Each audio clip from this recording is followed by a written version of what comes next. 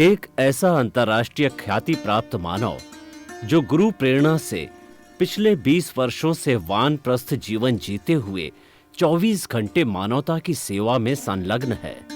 एक ऐसा मानव जो अभी राष्ट्रीय, अंतर्राष्ट्रीय टीवी चैनलों पर 7,500 एपिसोड के माध्यम से सनातन सत्य, आत्मविज्ञान एवं पुनरुत्थान, व्यवहार एवं निश्चय जगत के जीवनोपयोगी विषयों पर हृदय स्पर्शी प्रवचन कर चुका है। उस मानव का नाम है महात्मा उपासक प्रोफेसर डॉक्टर सोहन राज तातेड़। प्रोफेसर तातेड़ द्वारा योग, दर्शन, शिक्षा विषयों पर रचित पीएचडी स्तर के 250 शोध ग्रंथ भारत के 100 प्रतिष्ठित विश्वविद्यालयों में शोधार्थी पढ़ रहे हैं तथा वे सभी शोध ग्रंथ वहां की सेंट्रल लाइब्रेरियों में उपलब्ध हैं। महात्मा सोहन राज ने अभी तक हजारों स्कूलों, कॉलेजों, विश्वविद्यालयों एवं संस्थाओं में सेमिनार, वर्कशॉप, कैंप लगाकर लाखों विद्यार्थियों को योग, दर्शन, शिक्षा का प्रशिक्षण देकर उन्हें सुसंस्कारित किया। डॉक्टर तातेड़ ने भारतीय संस्कृति उत्थान के 4,000 से अधिक समसामयिक विषयों पर आर्टिकल लिखकर ऑनलाइन जर्नल, पत्रिकाओं, वेबसाइट्स पर प्रकाशित किया, जिसका उपयोग लाखों पाठक कर रहे हैं। उपासक तातेड़ के 5,000 से अधिक आज का सुविचार, आज का शुभ संदेश, आज का मंगल भावना योग आदि चिंतन websites, Twitter, blogger, Facebook, YouTube माध्यमों से लाखों लोग अपना जीवन निर्माण कर रहे हैं। मानवता के मसीहा ऐसे महामानव महात्मा सोहन राज तातेड़ के प्रोफाइल को अभी तक विश्व के 20 लाख दर्शक यूट्यूब पर, 12 लाख गूगल पर एवं लाखों दर्शक फेसबुक, ब्लॉगर, ट्विटर और इंस्टाग्राम पर देख चुके हैं।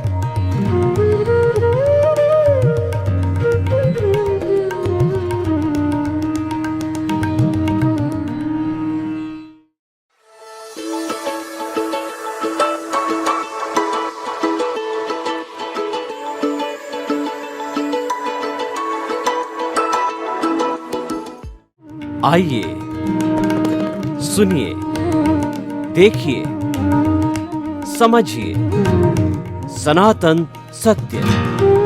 जैसी दृष्टि वैसी सृष्टि, दृष्टि विज्ञान, कुदरत, कुदरती रचना एवं कुदरत के कानून से शाश्वत सुख की प्राप्ति।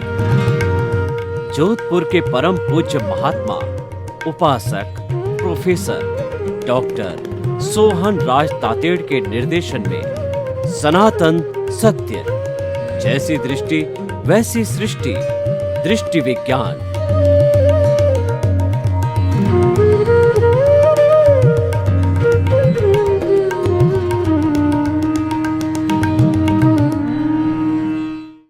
आत्मविज्ञान, साइंस ऑफ द सोल के अंतर्गत सही दृष्टि, सही सोच के माध्यम से हम आपके नेगेटिव थॉट्स को पॉजिटिव थॉट में बदलने के लिए नए नए एपिसोड्स प्रतिदिन दिखाते हैं, और हर एपिसोड हमारी रॉन्ग बिलीफ को समाप्त करके राइट बिलीफ को प्राप्त करता है, और आपका जीवन अच्छा बनता है, जीवन का नया निर्माण होता है। तो उसी क्रम के अंदर आज एक बहुत सुंदर एपिसोड लेकर के हम आपके सामने उपस्थित हो रहे हैं। आज का एपिसोड है आत्मा सत्य सनातन।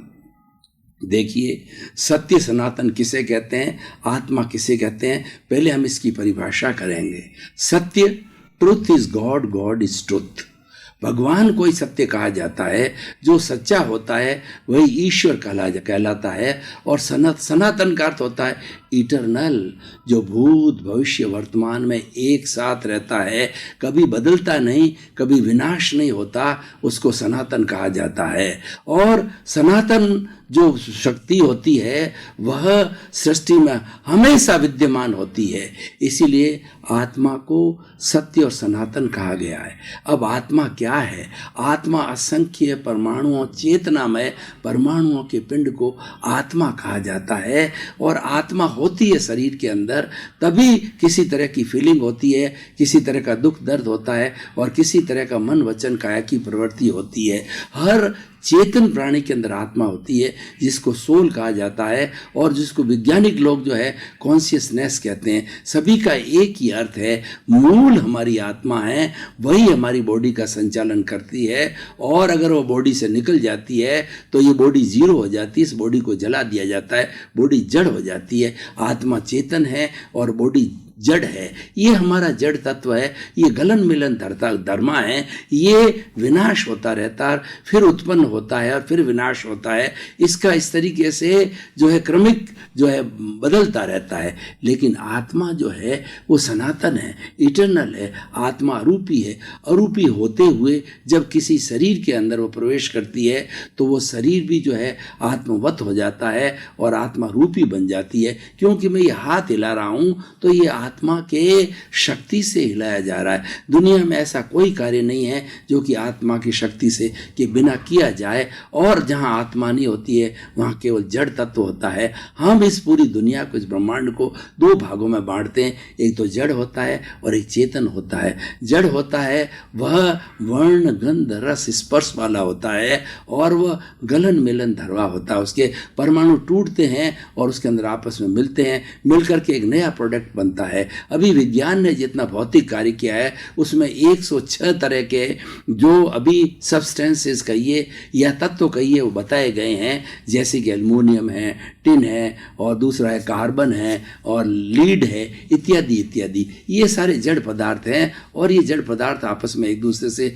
मिलकर के नया पदार्थ बनते रहते हैं, टूटते रहते हैं और जुड़ते रहते हैं। लेकिन जो आत्मा होता है वह कभी टूटता नहीं, कभी कोई मिलता नहीं है, और हर युग के अंदर एक सा ही रहता है। अब इसकी क्वालिटीज़ क्या है? इसकी क्वालिटीज़ ये है, इसके अंदर चेतना होती है, फीलिंग होती है, और जब वो किसी शरीर को धारण करती है तो उस शरीर के अंदर प्रजनन होता है, उस शरीर के अंदर ग्रोथ होती है, उस शरीर में फीलिंग होती है, उस शरीर में सुख दुख की अनुभूति होती है। कहने का अर्थ यह है कि जब तक अगर चेतन ना हो तो जड़ कुछ भी नहीं कर सकता। इसीलिए आत्मा को इस जगत का सनातन सत्य कहा गया है। इसको अगर कोई भी व्यक्ति समझ लेता है तो सारी दुनिया को समझ लेता है। ऐसा कहा गया कि जे एगे जाने ते सब्बे जाने। जिसने एक आत्म तत्व को जान लिया उसने पूरे ब्रह्मांड को जान लिया, और जिसने पूरे ब्रह्मांड को जान लिया उसमें एक आत्म तत्व को जान लिया। यानी एक छोटे से पुद्गल का जो पार्ट परमाणु होता है, उस परमाणु के अंदर पूरा ब्रह्मांड समाया हुआ होता है। भगवान महावीर जो कि जैन धर्म के 24वें तीर्थंकर थे, उन्होंने 12.5 वर्ष की दीक्षा लेने के बाद में 12.5 वर्ष तक मौन तपस्या की। तो तपस्या में उन्होंने क्या देखा कि अपना सारा ध्यान लंबे समय तक एक परमाणु पर लगाते थे, कि उनके पास में अवधि ज्ञान था, उनके पास मनोप्रयोग ज्ञान था, वो परमाणु को देखते थे। सामान्य व्यक्ति बिना अवधि ज्ञानी वाला परमाणु को नहीं देख सकता, और विज्ञान की ऐसा कोई भी इंस्ट्रूमेंट नहीं है जो कि परमाणु को देख सके। परमाणु रियल सब्सटेंस है, और परमाणु न तो उसके टुकड़े हो सकते हैं, और न इसको तोड़ा जा सकता है, न इसको जोड़ा जा सकता होता है, ये शाश्वत सत्य है, ये जड़ की मिनिमम इकाई है। उसी तरह से आत्मा जो है वह एक चेतन तत्व है और ये अपने आप में संपूर्ण है, और ये जब शुद्ध अवस्था में होती है तो शुद्ध अवस्था में मुक्ति को चली जाती है, और जब बद्ध अवस्था में होती है तो किसी न किसी शरीर को धारण करती है,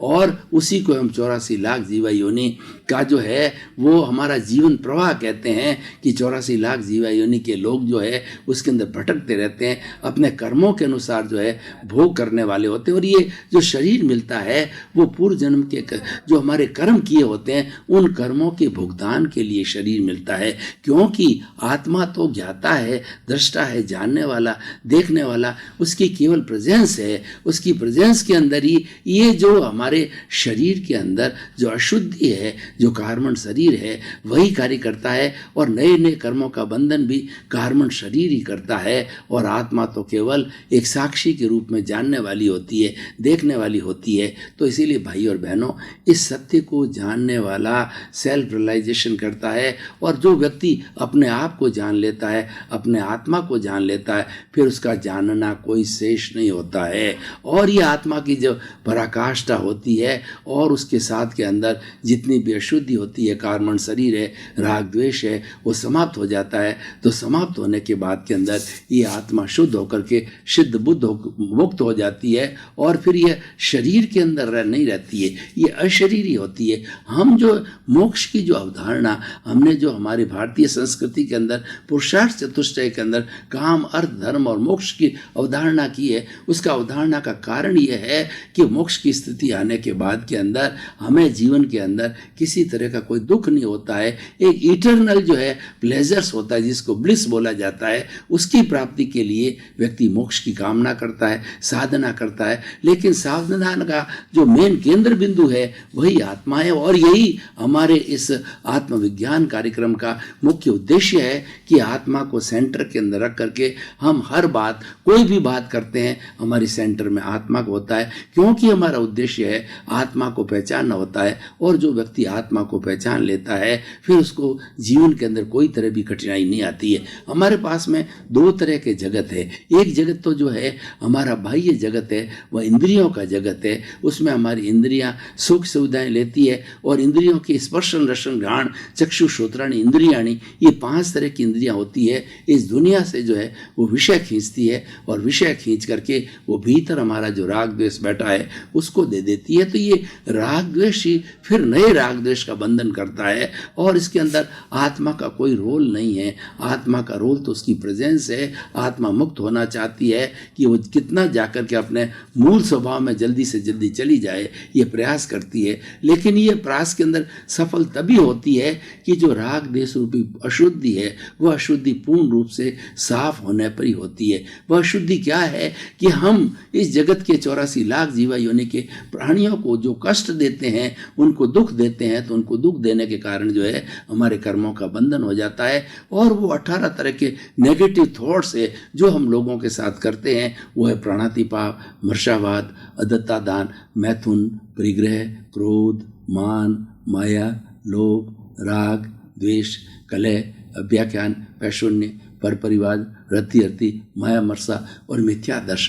ये 18 तरह की ऐसे नेगेटिव थॉट्स है, 18 तरह की ऐसी एक्टिविटीज है जो कि हम मन, वचन और काया से करते हैं। उसी से जो है हमारे ये दोष इकट्ठे होते हैं, और वही दोष इकट्ठे होकर के फिर नए दोषों को अट्रैक्ट करते हैं। यानी ये जो दोष एक मैग्नेट का काम करते हैं, और बाहर से इंद्रियों के जो विषयों के द्वारा जो है वो दोष ग्रहण किए जाते हैं, फिर इसके साथ आता है, और ये जन्म जन्मांतर यही चलता रहता है। अब हम इस एपिसोड को जो है, जैसे कि हमारी परंपरा है कि कसौटी पर चढ़ते हैं कि आत्मा जो सत्य है मान लिया, आत्मा सनातन है, आत्मा इटर्नल है, आत्मा भूत में थी, भविष्य के अंदर भविष्य में रहेगी और वर्तमान में है, क्योंकि इसके बिना हमारा कोई कार्य नहीं चलता है।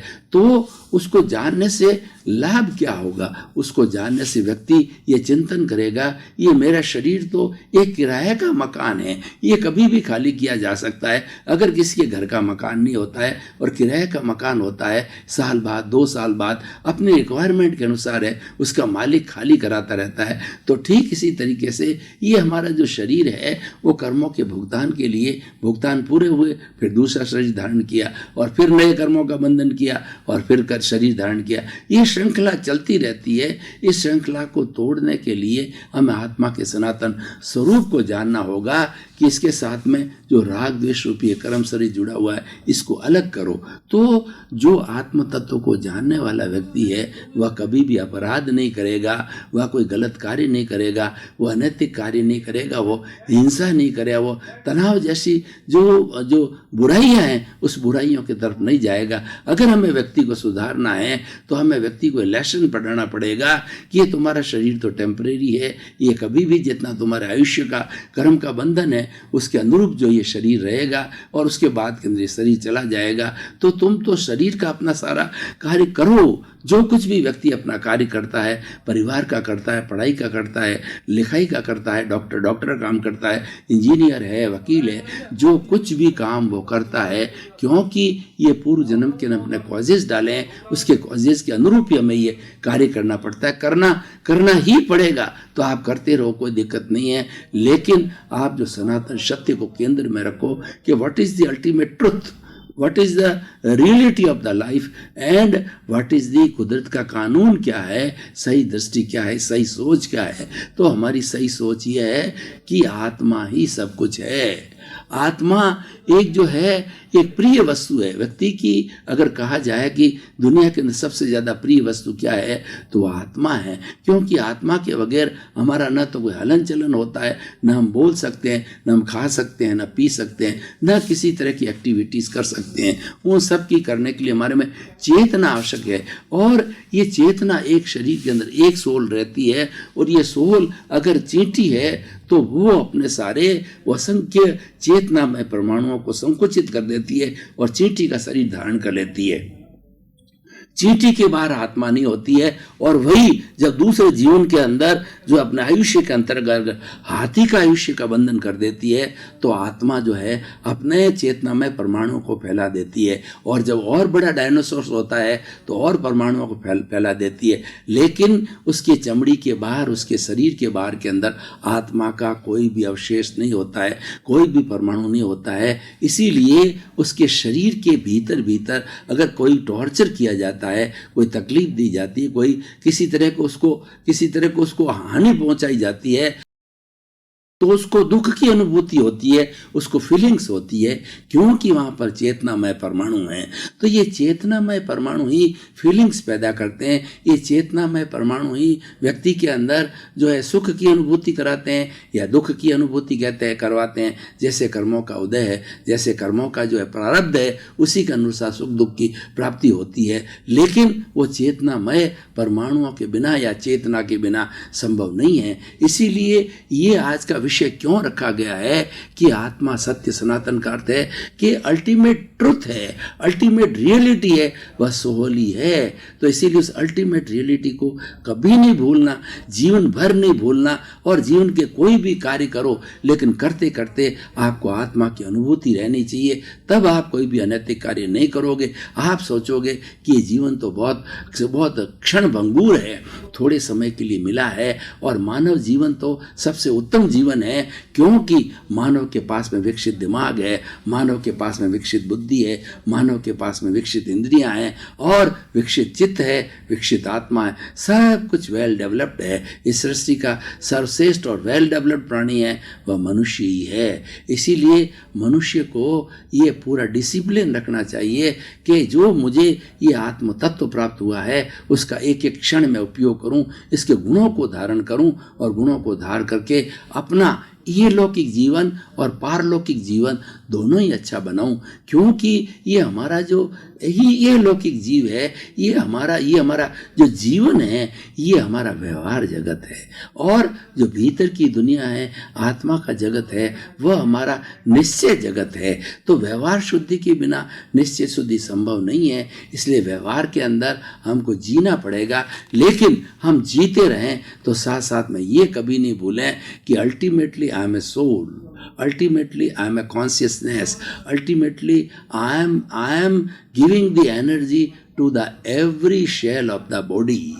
तो इसीलिए सनातन सत्य को जान लेने के बाद के अंदर व्यक्ति को कुछ जानना बाकी नहीं रहता है, और उसको जीवन के सभी अनुभव हो जाते हैं, और वह व्यक्ति एक संपूर्ण हॉलिस्टिक व्यक्ति होता है, और वह व्यक्ति एक अच्छा इंसान बनता है, और एक अच्छा इंसान है, एक अच्छा परिवार बनता है। सुधरे व्यक्ति समाज व्यक्ति से राष्ट्र स्वयं सुधरेगा। तो अगर हमें मानवता को सुधारना है, अगर हमें समाज को सुधारना है, तो अगर हमें परिवार को सुधारना है, तो उसकी सबसे छोटी इकाई है मानव को सुधारो। मानव सुधरेगा तो दूसरों को सुधारेगा, और मानव को सुधारने के लिए सबसे बड़ा जो हमको टिप्स देना है, सबसे बड़ा हमको सनातन सत्य बताना है, वह यह है कि ये अल्टीमेट ट्रुथ है, सोल है, ये सत्य है, और सत्य ये रियलिटी है, और रियलिटी के साथ साथ में ये सनातन है, ये इटर्नल है। This is for ever, in the every time the soul will remain and soul will not be converted anything.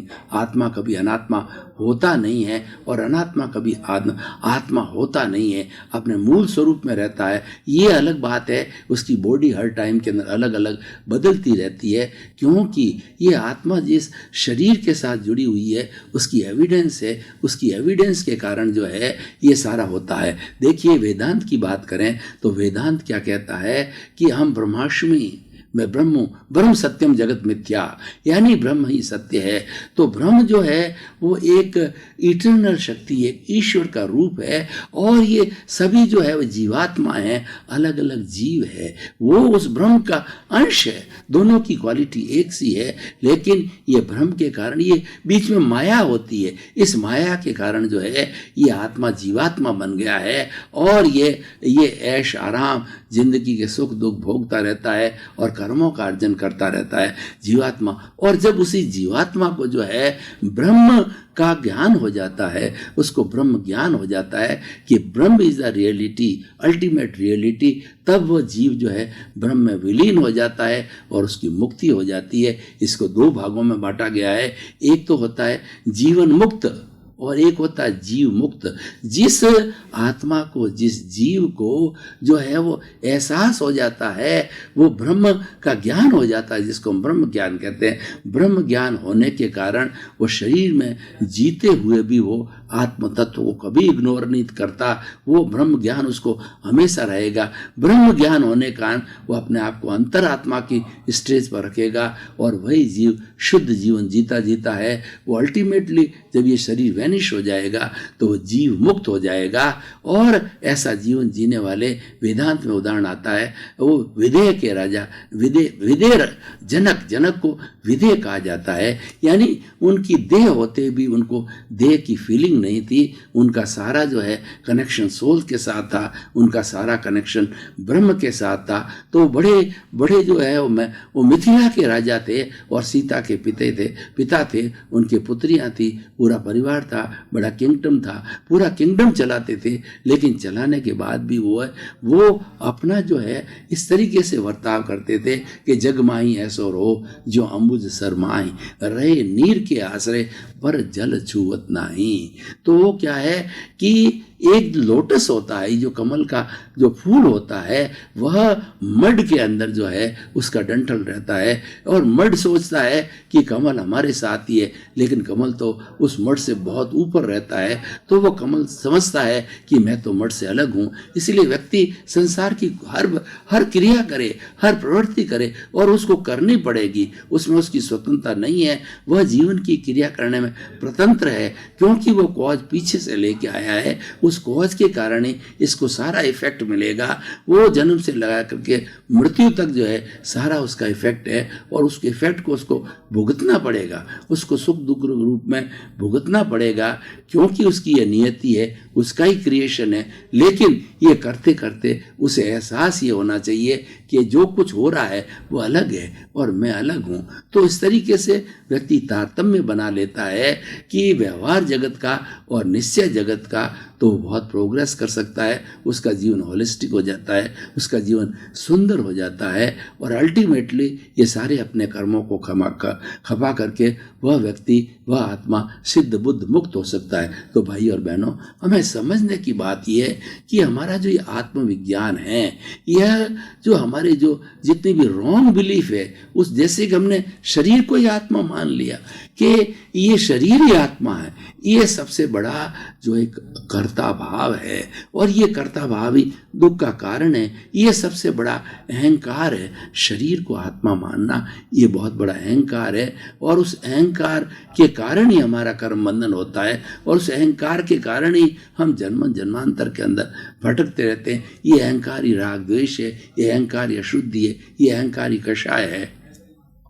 तो हमें जो सारी बात समझना ये है कि आत्म तत्व जो होता है वो विशुद्ध है, वह अहंकार रहित है, और ये अहंकार हमारा सर्वनाश करने वाला है। देखिए रावण को, देखिए कि वो पूरे विश्व का बहुत बड़ा वेदों का ज्ञाता था, वो वेदों का पारंगत था, लेकिन एक अहंकार के कारण वो भगवान राम के से वो मारा गया, और उसका एक रीजन सिर्फ अहंकार ही था। भगवान राम ने अपने भाई लक्ष्मण जी को जो है वो भेजा कि इस विश्व का सबसे बड़ा वेदों का ज्ञाता, सबसे बड़ा विद्वान रावण है, उसका अंतिम समय तुम जाकर के उससे ज्ञान लेकर के आओ। तो एक बार तो उनका मूड इस तरीके से हो गया कि मुझे जो है वो दुश्मन के पास में भैया भेज रहे हैं, लेकिन वो ज्ञान लेने के लिए भेज रहे थे। तो लक्ष्मण जी गए तो उनके सिर की तरफ जाकर के खड़े हो गए, वो बाणों की सैया पर थे जो है रावण। तो रावण ने उनकी तरफ आंख उठाकर भी नहीं देखा, और लौट करके आ गए कि भैया राम, मेरी तरफ तो उन्होंने आंख उठाकर भी नहीं देखा। और उन्होंने कहा तुम किस तरफ खड़े थे? उसने कहा कि मैं तो उसके सिर की तरफ खड़ा था। नहीं, ज्ञान लेने के लिए पैर की तरफ खड़ा होना चाहिए। पैर की तरफ खड़ा होने का मतलब हम उनको प्रणाम करते हैं और अपने अहंकार का विसर्जन करते हैं, तब हमको ज्ञान मिलता है। तो पैरों की तरफ दूसरी बार जाकर के लक्ष्मण जी खड़े हुए, और फिर रावण ने उनकी तरफ देखा और कहा भैया लक्ष्मण, जो राम ने आपको भेजा है, तो ये मेरी सब कुछ ज्ञान, सब कुछ होते हुए भी अहंकार के कारण मैंने सीता माँ का हरण किया और आप लोगों को इतना कष्ट दिया, ये सारा अहंकार के वशीभूत होकर के किया है। तो अहंकार सब दुखों की जननी है, अहंकार सब दुखों को बुलाने वाला है। तो जीवन में कभी भी अहंकार नहीं करना चाहिए, व्यक्ति को सरलता का जीवन जीना चाहिए। तो सबसे बड़ी बात यह है, आत्म तत्व को जानने वाला व्यक्ति कभी भी जीवन के अंदर अहंकार नहीं करेगा, क्योंकि वो जानता है कि आत्म तत्व है वो इटर्नल है, आत्म तत्व है सनातन है, आत्म तत्व सत्य है, और इस आत्म तत्व को जो मुक्त होने में रोकने वाला है वही अहंकार तत्व है। तो कुल मिलाकर के एक तरफ हमारी आत्मा है, एक तरफ अहंकार है। अहंकार हमारे पूरे जीवन को भटकाने वाला है, और आत्म तत्व होता है वो हमें मुक्ति दिलाने वाला है, क्योंकि आत्मा का स्वभाव ही मुक्ति है। आत्मा अपने आप में अरूपी है, आत्मा अपने सत्य है, सनातन है, शुद्ध है, विशुद्ध है, 24 कैरेट का सोना है। आप आत्मविज्ञान कार्यक्रम देखते रहिए। आप आत्मविज्ञान कार्यक्रम की आत्मा हैं, आप देख रहे हैं। सबको मोटिवेट करिए कि ये ऐसा एक एपिसोड से एक ऐसा कार्यक्रम है जो आपके जीवन की दिशा को बदल देगा, जीवन की धारा को बदल देगा, आपके जीवन का कल्याण कर देगा, आपको सुखी बना देगा। इसीलिए इस कार्यक्रम को बराबर देखते रहिए। और आपकी कोई जिज्ञासा हो तो हमने हमारे इस कार्यक्रम के साथ में अपना ईमेल दिया है, अपनी वेबसाइट दी है और अपना मोबाइल ऐप दिया है। तीनों के जरिए आप कोई भी अपना शंका का समाधान कर सकते हो, और ताकि कि आपका शंका का समाधान होकर के आप जो है वो सनातन सत्य को प्राप्त करो, कुदरत के कानून को प्राप्त करो। आपका जीवन आनंदमय हो, मंगलमय हो, धन्यमय हो, सुखमय हो। आपके प्रति बहुत बहुत शुभकामनाएं।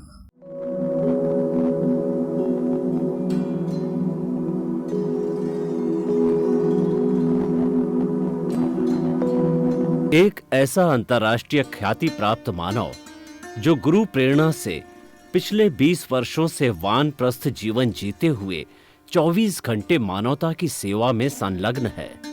एक ऐसा मानव जो अभी राष्ट्रीय, अंतर्राष्ट्रीय टीवी चैनलों पर 7,500 एपिसोड के माध्यम से सनातन सत्य, आत्मविज्ञान एवं पुनरुत्थान व्यवहार एवं निश्चय जगत के जीवनोपयोगी विषयों पर हृदय स्पर्शी प्रवचन कर चुका है। उस मानव का नाम है महात्मा उपासक प्रोफेसर डॉक्टर सोहन राज तातेड़। प्रोफेसर तातेड़ द्वारा योग, दर्शन, शिक्षा विषयों पर रचित पीएचडी स्तर के 250 शोध ग्रंथ भारत के 100 प्रतिष्ठित विश्वविद्यालयों में शोधार्थी पढ़ रहे हैं तथा वे सभी शोध ग्रंथ वहां की सेंट्रल लाइब्रेरियों में उपलब्ध हैं। महात्मा सोहन राज ने अभी तक हजारों स्कूलों, कॉलेजों, विश्वविद्यालयों एवं संस्थाओं में सेमिनार, वर्कशॉप, कैंप लगाकर लाखों विद्यार्थियों को योग, दर्शन, शिक्षा का प्रशिक्षण देकर उन्हें सुसंस्कारित किया। डॉक्टर तातेड़ ने भारतीय संस्कृति उत्थान के 4000 से अधिक समसामयिक विषयों पर आर्टिकल लिखकर ऑनलाइन जर्नल, पत्रिकाओं, वेबसाइट्स पर प्रकाशित किया, जिसका उपयोग लाखों पाठक कर रहे हैं। उपासक तातेड़ के 5000 से अधिक आज का सुविचार, आज का शुभ संदेश, आज का मंगल भावना योग आदि चिंतन websites, Twitter, blogger, Facebook, YouTube माध्यमों से लाखों लोग अपना जीवन निर्माण कर रहे हैं। मानवता के मसीहा ऐसे महामानव महात्मा सोहन राज तातेड़ के प्रोफाइल को अभी तक विश्व के 20 लाख दर्शक यूट्यूब पर, 12 लाख गूगल पर एवं लाखों दर्शक फेसबुक, ब्लॉगर, ट्विटर और इंस्टाग्राम पर देख चुके हैं।